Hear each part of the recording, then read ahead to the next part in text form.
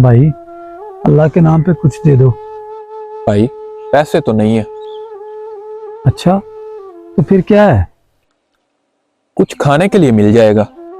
अच्छा चलो जो है वही दे दो। अजीम, जी भाई। इस फकीर को घर से कुछ खाने के लिए दो। जी ठीक है भाई।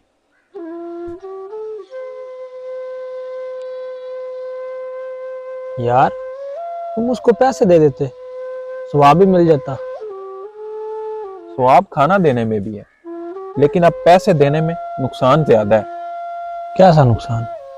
ये पैसे ऊपर बैठे माफिया तक जा रहे हैं। ये बच्चे बूढ़े माजूर सब इस्तेमाल हो रहे हैं। अगर हमने पैसे देने बंद कर दिए तो ये नेटवर्क खुद ब खुद टूट जाएगा। अच्छा पैसे ना दिए तो ना बच्चे अगवा होंगे, ना जाली मजदूरी चलेगी, ना बैन अल अक़वामी भीख माफिया बचेगा।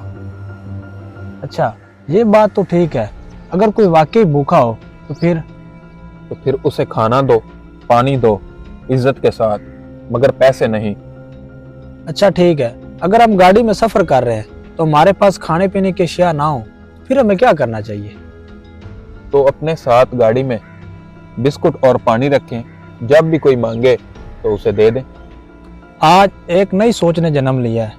भीख मांगने वाला कोई भी हो, मर्द, औरत, बच्चा, मजदूर या बूढ़ा, हम किसी को भूखा नहीं रहने देंगे, मगर किसी को नकद खैरात भी नहीं देंगे। बिल्कुल, खैरात वो है जो मसले को हल करे, ना कि मसले को जिंदा रखे।